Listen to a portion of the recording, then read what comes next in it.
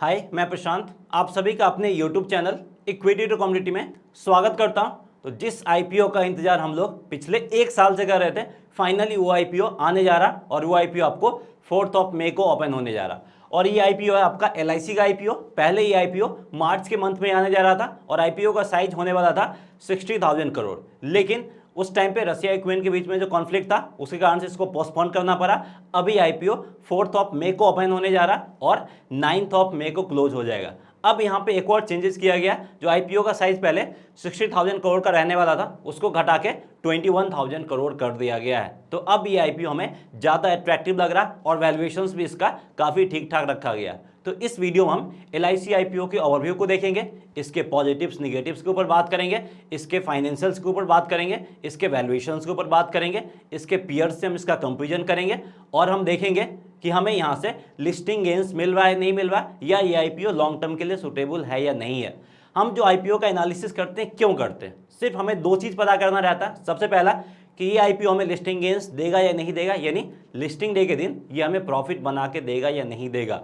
दूसरा मोटो ये रहता है कि ये आईपीओ लॉन्ग टर्म के लिए सुटेबल है या नहीं है। तो हमारा भी मेन मोटो यही रहता है कि आपको यहाँ पे एकदम टू द पॉइंट एनालिसिस करके बताएं कि इस आईपीओ से आपको लिस्टिंग गेन्स मिलेगा या नहीं मिलेगा, अगर मिलेगा तो कितना मिल सकता और उसके लिए हमें कितना रिस्क लेना पड़ेगा, और उसके बाद लॉन्ग टर्म के लिए सही है या नहीं है। तो चलिए इस आईपीओ का एनालिसिस करते हैं। तो यहाँ पे अब हम एलआईसी आईपीओ के ओवरव्यू के ऊपर बात करना चाहेंगे। अगर आप एलआईसी आईपीओ के ओवरव्यू के ऊपर बात करें तो ये आपका है life insurance corporation of India, जो कि इसका पूरा नाम है। ये इंडिया का one of the leading life insurance company है, जो कि फॉर्म हुआ था आपका 1956 में। और आप इसको इन्वेस्टमेंट फॉर्म भी बोल सकते हैं। क्यों इसको हम इन्वेस्टमेंट फॉर्म बोल रहे हैं वो आपको आगे जब एक्सप्लेन करूंगा तब समझ में आ जाएगा। तो यहाँ पे हम एलआईसी आईपीओ के कुछ और इंटरेस्टिंग सा डिटेल्स के ऊपर बात करना चाहेंगे, जिसके ऊपर में शायद आपको आइडिया ना हो। तो जो एलआईसी फॉर्म हुआ था वो 245 इंश्योरेंस कंपनी को मर्ज करके फॉर्म किया गया था। इसके अलावा यहाँ पे आप कुछ और हाइलाइट्स को देख सकते हैं। ये आप हमारे वेबसाइट equity2commodity.in पे विजिट करके देख सकते हैं। इसके बारे में आपको इन्फॉर्मेशन भी पहले से मिल गया होगा, क्योंकि आईपीओ पहले से पॉपुलर है। तो डायरेक्ट अब हम इसके स्ट्रेंथ के ऊपर बात करना चाहेंगे। उससे पहले हम इसके आईपीओ ऑब्जेक्टिव्स के ऊपर बात करना चाहेंगे, जिसके ऊपर आपको फोकस करना पड़ेगा।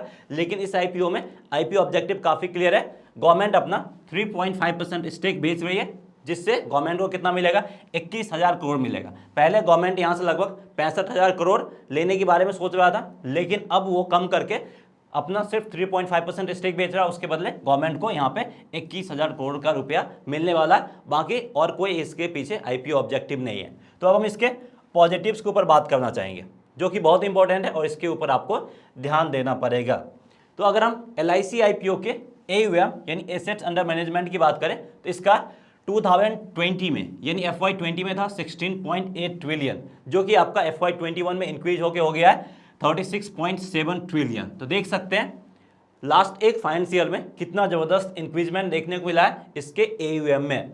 इससे आप इसके डोमिनेंस का अंदाज़ा लगा सकते हैं, और डोमिनेंस का अंदाजा लगाने के लिए आप इसके मार्केट शेयर को भी देख सकते हैं। इंश्योरेंस फील्ड में जो इसका मार्केट शेयर है लगभग आपका 64% से लेके 70% के आसपास इसका मार्केट शेयर है, जबकि जो सेकेंड लार्जेस्ट कंपनी है उसका मार्केट शेयर की मैं बात करूं तो उसका मार्केट शेयर आपका 7.79% है, यानी उसका मार्केट शेयर आपका डबल डिजिट में भी नहीं है। तो इससे आप इसके डोमिनेंस का अंदाजा लगा सकते हैं किस हद तक इंश्योरेंस मार्केट में ये अपना डोमिनेंस बनाए हुए।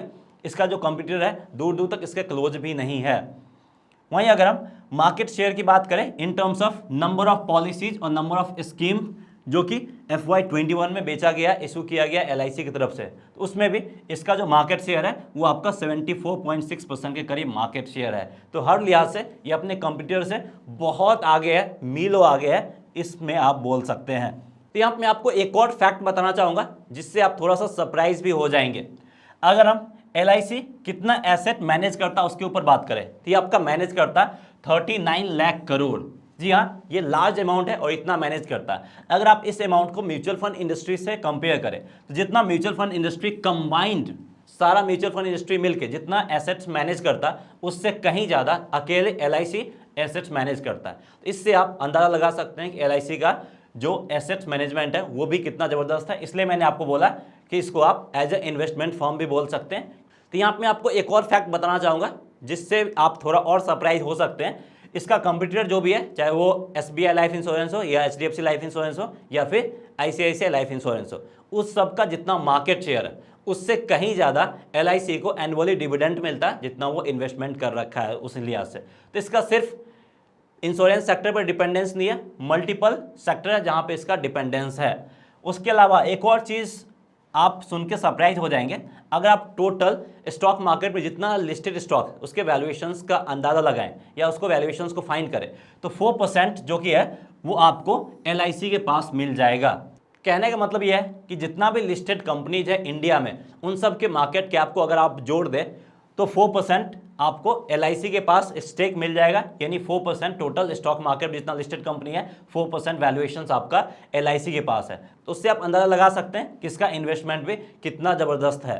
तो वहीं अब हम इसके निगेटिव्स के ऊपर बात करना चाहेंगे जिस पे आपको ध्यान देना पड़ेगा अगर आप इस IPO में अप्लाई करने की सोच रहे हैं। तो एक जो सबसे बड़ा नेगेटिव है कि इसका जो पॉलिसी ग्रोथ है वो थोड़ा सा कम दिख रहा है, क्योंकि LIC IPO पहले ही अपने पीक पे है, पहले ही इतना ज़्यादा मार्केट शेयर मैनेज किए हुए कि इसके बाद जो ग्रोथ है वो थोड़ा सा यहाँ पे हमें स्लो होता हुआ दिख रहा है, जबकि इसका जो कंपटीटर है चाहे वो SBI हो या फिर HDFC हो वो काफ़ी तेज़ी से ग्रो करता हुआ दिख रहा है और LIC IPO धीरे धीरे अपना मार्केट शेयर भी लूज कर रहा है। दूसरा नेगेटिव ये है कि LIC के पास मोर देन 1 लाख एम्प्लॉय है। नंबर ऑफ एजेंट तो बहुत ज़्यादा है, लेकिन अगर हम एम्प्लॉय की बात करें तो 1 लाख से ज़्यादा है और सच लार्ज वर्कफोर्स को मैनेज कर पाना थोड़ा सा मुश्किल है। ये इसके लिए चैलेंजिंग हो सकता है और ये इसके लिए डिफिकल्ट टास्क आने वाले टाइम में हो सकता है। वहीं एक और चीज़ यहाँ पे डिफिकल्टी है कि इसका जो वैल्यूएशन है उसका हम सही अंदाज़ा नहीं लगा सकते हैं, क्योंकि इसको जो पॉलिसी का पैसा मिलता है वो मैच्योरिटी पीरियड के बाद कस्टमर्स को वापस भी करना होता है, क्योंकि वो एज ए इन्वेस्टमेंट के रूप में भी काउंट किया जाता है। तो उस लिहाज से उसको हम एज ए रेवेन्यू ट्रीट नहीं कर सकते हैं। इस लिहाज से इसका सही जो वैल्यूएशन है उसका अंदाज़ा लगा पाना भी बहुत मुश्किल है। इसलिए जो भी इसके फंड मैनेजर थे उनको भी अच्छा खासा टाइम लगा था इसके वैल्यूएशंस का अंदाज़ा लगा पाना। तो यहाँ पे अब हम LIC IPO के डिटेल्स के ऊपर बात करना चाहेंगे। IPO आपको 4 मई को ओपन होगा, 9 मई को क्लोज हो जाएगा। प्राइस बैंड जो इसका रखा गया वो 902 रुपीज़ से लेकर 949 रुपीज़ पर शेयर रखा गया। फ्रेश इश्यू की बात करें जिसमें कुछ भी फ्रेश इश्यू नहीं है, नील बटे सन्नाटा, सारा का सारा OFS यानी ऑफर फॉर सेल में रखा गया। 21,000 करोड़ का OFS है और 21,000 करोड़ का IPO साइज भी है। इसका जो लॉट साइज है वो 15 शेयर्स है। अगर आप इस IPO में अप्लाई करते हैं तो 15 शेयर्स ही मिनिमम आप अप्लाई कर पाएंगे, नहीं तो 15 के मल्टीपल में अप्लाई कर पाएंगे। कुछ और बेसिक डिटेल्स के ऊपर बात करना चाहें तो यहाँ पे अगर हम इसके फेस वैल्यू की बात करें तो इसका फेस वैल्यू ₹10 पर रखा गया। रिटेल एलोकेशन भी अच्छा खासा दिया गया, 35% रिटेल एलोकेशन दिया गया है। सिर्फ एलोकेशन ही नहीं बल्कि यहाँ पे पॉलिसी होल्डर, रिटेल और एम्प्लॉय के लिए भी डिस्काउंट दिया गया। अगर आप LIC के पॉलिसी होल्डर है तो यहाँ पे आपको 60 का डिस्काउंट मिलता है। ये लगभग आपको यहाँ पे 7% का एडिशनल डिस्काउंट मिल रहा है। और अगर हम अपर प्राइस बैंड की बात करें तो आपका जो IPO अप्लाई होगा वो 889 के प्राइस पे आपको IPO मिलेगा अगर आप LIC के पॉलिसी होल्डर हैं। तो अगर आप रिटेल हैं या फिर LIC के एम्प्लॉय हैं तो आपको यहाँ पे 45 रुपीज़ का डिस्काउंट मिलेगा। और अगर हम यहाँ पे अपर प्राइस बैंड के बेसिस पे बात करें तो IPO का जो अलॉटमेंट होगा वो होगा आपको 904 रुपीज़ पे। तो अगर आप LIC के एम्प्लॉय हैं या फिर रिटेल कोटा से अप्लाई कर रहे हैं तो लगभग आपको 5% का एडिशनल डिस्काउंट ही मिल जा रहा है। यानी रिटेल के लिए अभी IPO काफ़ी सेफ है, क्योंकि यहाँ पे आपको 5% का कुशन मिल जाता है और पॉलिसी होल्डर है तो आपको 7% का कुशन मिल जाता है। और ये IPO मिनिमम देगा तो आपको लगभग 10% का रिटर्न जरूर देगा एज ए लिस्टिंग गेन्स। तो ओवरऑल अगर आप पॉलिसी होल्डर है तो यहाँ पे आपको जो रिटर्न मिल सकता है वो 17% करीब मिल सकता है, और मिनिमम रिटेल कोटास है तो आपको 15% करीब एज ए लिस्टिंग गेन्स मिल सकता है। लॉन्ग टर्म में ये आपको अच्छा खासा रिटर्न दे सकता है, लेकिन लिस्टिंग गेन्स की बात करें 15% मिनिमम आप रिटेल कैटेगरीज हैं तो उम्मीद कर सकते हैं, और पॉलिसी होल्डर है तो आप 17% तक की रिटर्न की उम्मीद कर सकते हैं एज ए लिस्टिंग गेन्स। बाकी इसके ऊपर हम और डिटेल से आगे बात करेंगे। अब यहाँ पे एक और कन्फ्यूजन रहता है कि अगर आप LIC के पॉलिसी होल्डर हैं तो आप पॉलिसी होल्डर कोटा से भी अप्लाई कर सकते हैं एक लॉट, और उसके अलावा आप अलग से एक और आप रिटेल कोटा से भी अप्लाई कर सकते हैं, और अगर आप एम्प्लॉय हैं तो आप एक और एम्प्लॉय कोटा से भी अप्लाई कर सकते हैं। तो आप सिंगल पैन पे 3 अलग अलग कैटेगरी से अप्लाई कर सकते हैं। इसके ऊपर हम सेपरेट वीडियो बनाएंगे जिसमें हम इसके ऊपर डिटेल से बात करेंगे। बाकी इसका लिस्टिंग बहुत NSE और BSE पे भी होने जा रहा है। तो यहाँ पे नीचे इस IPO का टाइमलाइन भी देख सकते हैं, कब IPO लिस्ट होगा, कब आपको रिफंड मिलेगा, अगर अलॉटमेंट नहीं मिलता, अलॉटमेंट मिल जाता है तो कब आपको ये शेयर्स डीमेट में आएगा, वो सारा कुछ यहाँ पे मिल जाएगा। अब यहाँ पे जो मोस्ट इंपॉर्टेंट है, LIC का इन्वेस्टमेंट कौन कौन से कंपनी में है वो भी यहाँ पे आपको जानना जरूरी है, उसके ऊपर यहाँ पे हम बात करना चाहेंगे। यहाँ पे देख सकते हैं ये सारा कुछ डिटेल्स आप हमारा वेबसाइट equitycommodity.in पे विजिट करके भी आप देख सकते हैं। यहाँ पे बैंक ऑफ बड़ौदा में उसका लगभग 4.80% का स्टेक है, बायोकॉन में भी उसका 4.11% का स्टेक है, PTC इंडिया में उसका 5.96% का स्टेक है, ABB पावर में उसका लगभग 4.4% का स्टेक है, इंडियन ओवरसीज बैंक में इसका लगभग आपका 1.21% का स्टेक है, रिलायंस इंफ्रास्ट्रक्चर की बात करें तो यहाँ पे इसका 2.68% का स्टेक है। बाकी इसके अलावा और भी बहुत सारी कंपनी देख सकते हैं, इसमें इसका नंबर ऑफ स्टेक कितना। इसके अलावा बहुत सारे अदर कंपनीज है जिसमें इसका और भी ज़्यादा स्टेक है। रिलायंस इंडस्ट्री में है आपका, HDFC बैंक में है, ICICI बैंक में है, इन सब में भी इसका अच्छा खासा स्टेक बना हुआ है, तो वो सब भी देख सकते हैं। तो इसलिए इसको मैंने एज अ इन्वेस्टमेंट फर्म भी बोला था, इसको आप एज ए इन्वेस्टमेंट फर्म भी ट्रीट कर सकते हैं। तो यहाँ पे अब हम मोस्ट इंपॉर्टेंट LIC IPO के फाइनेंशियल्स के ऊपर बात करना चाहेंगे, और LIC IPO का फाइनेंशियल्स तो बेहतरीन है ही, फिर भी यहाँ पे हम देख लेते हैं। अगर हम इसके टोटल इनकम की बात करें तो देख सकते हैं year on year total income आपका कंटिन्यूसली ग्रो कर ही रहा, और फर्स्ट हाफ ऑफ FY22 में भी टोटल इनकम जो है वो काफ़ी बेहतरीन है। टोटल एसेट की बात करें तो ये भी आपका कंटिन्यूसली ग्रो करता ही जा रहा। प्रॉफिट आफ्टर टैक्स की बात करें तो ये भी काफ़ी शानदार है। तो फाइनेंशियल्स लिहाज से देखें तो ये काफ़ी बेहतरीन है, फाइनेंशियल्स में कोई प्रॉब्लम नहीं है। तो यहाँ पे अब हम LIC IPO के वैल्यूएशंस के ऊपर बात करना चाहेंगे। सबसे पहले अगर आप EPS को देखो तो 4.70 के है, जो कि थोड़ा सा बिलो एवरेज है, लेकिन ठीक ठाक आप मान सकते हैं। रिटर्न ऑन नेटवर्थ की बात करें तो ये आपका 45.65 के करीब है। बाकी और भी डेटा अवेलेबल नहीं हुआ, जैसे अवेलेबल होता है आप हमारे वेबसाइट equitycommodity.in पे आके चेक कर सकते हैं। अगर आपको LIC IPO का सटीक वैल्यूएशंस फाइंड करना है तो इसको इसके पेयर्स से कंपेरिजन करना पड़ेगा। और इंश्योरेंस फील्ड में जो दूसरे नंबर पे आता है आफ्टर LIC वो आता है आपका HDFC लाइफ। HDFC लाइफ की अगर हम मार्केट शेयर की बात करें, देख सकते हैं इसका मार्केट शेयर है 1,14,500 करोड़ के करीब, जबकि LIC IPO का जो मार्केट कैप है वो है आपका 6 लाख करोड़ के करीब। यानी आपका HDFC लाइफ से लगभग आपका 6 गुना बोल सकते हैं, 6 गुना के करीब इसका मार्केट कैप है। जबकि अगर आप मार्केट शेयर की बात करें तो मार्केट शेयर बहुत ज़्यादा है, मार्केट शेयर लगभग आपका 10 गुना से करीब ज़्यादा है। तो इस लिहाज से अगर ये अपना वैल्यूएशन 10 गुना ऊपर भी रखता है, यानी 10 लाख करोड़ भी रखता है, फिर भी कोई दिक्कत नहीं होता, थोड़ा सा ओवर वैल्यू जरूर होता, लेकिन हम उसको एज ए फेयर वैल्यू भी काउंट कर सकते थे। लेकिन यहाँ पे क्या किया, LIC IPO ने अपना वैल्यूएशन कम रखा, यहाँ पे लिस्टिंग गेन्स का स्कोप अच्छा खासा अब जाके यहाँ पे हमें मिला है। तो वैल्यूएशन कम रखने का ये IPO अब बहुत ज़्यादा अट्रैक्टिव हो गया। अब यहाँ पे लिस्टिंग गेन्स के चांसेस भी इंक्रीज हो गए, और IPO जो इतना अट्रैक्टिव रखा है और IPO का साइज भी कम किया गया, ये देखते हुए ग्रे मार्केट में इसका डिमांड भी इंक्रीज हुआ है। बाकी यहाँ पे हम इसका कंपेरिजन SBI लाइफ से भी करना चाहेंगे, क्योंकि ये भी इसका कंपटीटर आता है और इसका भी मार्केट कैप आपका 1 लाख करोड़ से ऊपर है। और इससे भी अगर हम कंपेयर करें तो इससे भी उसका जो वैल्यूएशन है वो 6 गुना ज़्यादा है, बिल्कुल 6 गुना ज़्यादा बनता है, इवन उससे ज़्यादा भी बनता है। अगर यहाँ पे ये 8 गुना ज़्यादा भी रहता तो हम कुछ नहीं बोल सकते थे, उसको हम as a fair value count कर सकते थे।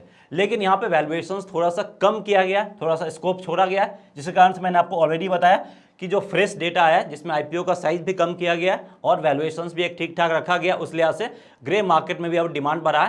पहले जब ये आपका 60,000 करोड़ का IPO आने जा रहा था और उस टाइम पे जो वैल्यूएशंस था मार्च के टाइम में, तो उस टाइम पे इसका जो ग्रे मार्केट में डिमांड था वो निगेटिव में आ गया था, यानी ग्रे मार्केट में ये निगेटिव में ट्रेड कर रहा था। लेकिन अब जाके ये ग्रे मार्केट में आपका प्रीमियम पे ट्रेड करता हुआ दिख रहा है। तो ग्रे मार्केट में इसका कैसा डिमांड है, चलिए उसके ऊपर बात करते हैं, फिर आपको एकदम क्लियर डायरेक्शन मिलेगा कि इस IPO में आपको अप्लाई करना या नहीं करना। उसके बाद हम बताएंगे कि लॉन्ग टर्म के लिए भी सुटेबल है या नहीं है। उससे पहले एक और चीज़ मैं आपको बताना चाहूँगा जो कि मिस हो गया था, LIC IPO का ग्लोबल प्रेजेंस और ग्लोबल पीयर से भी आप कंपेरिजन हमारे वेबसाइट equitycommodity.in पे आके चेक कर सकते हैं। आप यहाँ पे देख सकते हैं कि इसका जो एसोसिएशन है वो बहुत सारे ग्लोबल कंपनी के साथ भी है, just like LIC BSC Bahrain का है, LIC नेपाल है, LIC लंका, यानी इसका बहरीन, नेपाल और लंका में भी, श्रीलंका में भी प्रेजेंस अच्छा खासा दिखाया गया है। इस लिहाज से अगर आप और नीचे की तरफ आते हैं तो और कंपनी में इसका प्रेजेंस दिखेगा, आप देख सकते हैं इसका प्रेजेंस आपको केनिया में भी दिखेगा, सऊदी में भी, सऊदी कंपनी के साथ ये आपका ज्वाइंट वेंचर में काम कर रहा है, बांग्लादेश में भी काम कर रहा है, और सिंगापुर में भी ये इसका एक फुल्ली सब्सिडियरी कंपनी है जिसका नाम है LIC सिंगापुर प्राइवेट लिमिटेड, जो कि LIC IPO का फुल्ली सब्सिडियरी है। तो अगर आप सोच रहे थे कि LIC IPO का कामकाज सिर्फ इंडिया में ही चलता है, तो ऐसा नहीं है, इंडिया से बाहर भी अपने ये पैर पसार चुका है, और इसका जो कंपेरिजन होता है वो ग्लोबल लीडर से होता है। ग्लोबल लीडर में जो भी इंश्योरेंस फील्ड की कंपनी है उससे इसका कंपेरिजन होता है। तो यहाँ पे मैं आपको कुछ और इंटरेस्टिंग सा फैक्ट बताना चाहूँगा जो कि शायद आपको पता ना हो। LIC के पास जो टोटल नंबर ऑफ पॉलिसी है वो 286 मिलियन नंबर ऑफ पॉलिसीज है। अगर हम यहाँ पे ग्लोबल लेवल पे कंपेयर करें तो ये जो आपका नंबर ऑफ पॉलिसीज बनता वो जो वर्ल्ड का 4th लार्जेस्ट कंट्री है पॉपुलेशन वाइज, उससे ज़्यादा LIC के पास नंबर ऑफ पॉलिसीज है। इससे आप अंदाजा लगा सकते हैं कितना लोग जुड़े हुए हैं LIC के साथ।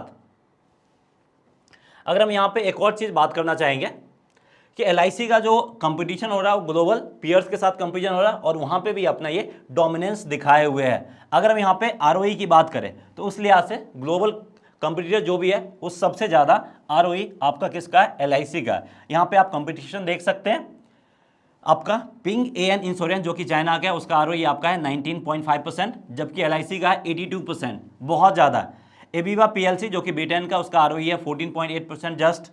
चाइना लाइफ इंश्योरेंस का अगर हम बात करें तो इसका भी जो ROE है वो है 18.9%। तो ROE के मामले में इसका जो ग्लोबल पीयर्स है जिससे हम कंपटीशन कर सकते हैं ग्लोबल लेवल पे, उससे बहुत आगे है। ये डोमिनेंस ना सिर्फ इंडिया में बल्कि ग्लोबल लेवल पे भी इंश्योरेंस फील्ड में ये अपना डोमिनेंस बनाए हुए है। आगे हम GMP पे आएंगे, उससे पहले कुछ इंपॉर्टेंट पॉइंट है जो कि मैं आपके साथ शेयर करना चाहूँगा। LIC का प्रॉफिट शेयरिंग प्लान है। अभी तक जो LIC का प्रॉफिट आता था वो 95% प्रॉफिट कहाँ जाता था, उसके पॉलिसी होल्डर को जाता था। लेकिन अब यहाँ पे पोस्ट IPO यानी IPO के बाद इसमें कुछ चेंजेस होगा, और यहाँ से 10% प्रॉफिट जो होगा वो कहाँ पे बटेगा, वो आपका शेयर होल्डर में बटेगा। तो वो शेयर होल्डर के लिए एक पॉजिटिव डेवलपमेंट है, पॉजिटिव न्यूज़ है कि इस IPO से आप अच्छा खासा डिविडेंड की भी उम्मीद कर सकते हैं, यानी ये आपको डिविडेंड भी देता हुआ दिखेगा, और ये आपका हाई पेइंग डिविडेंड कंपनी भी बन सकता है। इस लिहाज से अगर आप इसको लॉन्ग टर्म के लिए भी होल्ड करते हैं तो अट्रैक्टिव बनेगा, क्योंकि अच्छा खासा डिविडेंड भी दे देगा, और उसके बाद ये आपको जो ग्रोथ दिखाएगा उससे बेनिफिट तो आपको मिलता ही रहेगा। यहाँ पे अब हम LIC IPO के ग्रे मार्केट प्रीमियम के ऊपर बात करना चाहेंगे, और ये जो डेटा है ये आपका कोई ऑथराइज डेटा नहीं है, ये आपका एक स्पेकुलेटिव डेटा है। जो स्पेकुलेशन है उसके बेसिस पे इसका ग्रे मार्केट में डिमांड बढ़ता है। तो 2 दिन से जो ग्रे मार्केट में डिमांड था वो आपका 38 रुपीज़ के करीब था, जो कि थोड़ा सा घटा स्लाइटली, वो 25 रुपये पर शेयर्स के करीब आ गया। और इसका लॉट साइज है आपका लगभग 15 के करीब होगा। तो 15 × 25 अगर आप यहाँ पे करते हैं तो अभी के हिसाब से 375 रुपीज़ के करीब एज ए लिस्टिंग गेंस की उम्मीद कर सकते हैं, जो कि बहुत कम है। आने वाले टाइम में थोड़ा सा इंक्रीज हो सकता है, लेकिन आज की डेट के अकॉर्डिंग यहाँ पे आपको सिर्फ 375 रुपये लिस्टिंग गेंस के करीब मिलता हुआ दिख रहा है। अगर ये इसका GMP 50 रुपीज़ के करीब भी आता है, फिर भी अगर आप यहाँ पे 15 × 15 करते हैं तो ये होगा आपको लगभग 750 रुपीज़ के करीब। तो ग्रे मार्केट में जो डिमांड है वो देखते हुए ये IPO आपको लगभग 1000 के करीब एज ए लिस्टिंग गेंस दे सकता है। जबकि अगर आप रिटेल कोटा से अप्लाई करते हैं या फिर पॉलिसी होल्डर कोटा से अप्लाई करते हैं तो यहाँ पे आपको 5 से 7% का आप प्रॉफिट और जोड़ सकते हैं। उस तरीके से आपको एज ए लिस्टिंग गेंस के रूप में प्रॉफिट मिल सकता है। तो लिस्टिंग गेंस के लिहाज से वो उतना अट्रैक्टिव नहीं दिख रहा है। अगर आपका पर्पस सिर्फ और सिर्फ लिस्टिंग गेंस कमाना है तो फिर LIC IPO को आप यहाँ पे अवॉइड कर सकते हैं, क्योंकि सिर्फ लिस्टिंग गेंस के लिए जाना यहाँ पे थोड़ा सा रिस्की हो सकता है। लेकिन अगर आपका view medium to long term है तो फिर आप इस IPO में डेफिनेटली अप्लाई कीजिए। ये IPO आपके लिए बेहतरीन साबित हो सकता है, लेकिन आने वाले टाइम में ये आपका चेंज भी हो सकता है। उसके लिए आप हमारी वेबसाइट equity.commodity.in पे विजिट करते रहिए। लेकिन अगर आप लॉन्ग टर्म का व्यू रखते हैं तो आप डेफिनेटली इस IPO में अप्लाई कीजिए। सो दैट्स ऑल फ्रेंड्स, उम्मीद करते हैं कि आपको हमारा ये वीडियो पसंद आया होगा। अगर आपको ये वीडियो पसंद आया प्लीज़ इस वीडियो को लाइक करके हमें इनकरेज कीजिए। इसके ऊपर हम और भी वीडियो आपके लिए लाएंगे, उसमें आपको और इन्फॉर्मेशन क्लियर होगा। सो दैट्स ऑल फ्रेंड्स, मिलते हैं नेक्स्ट वीडियो में। जय हिंद।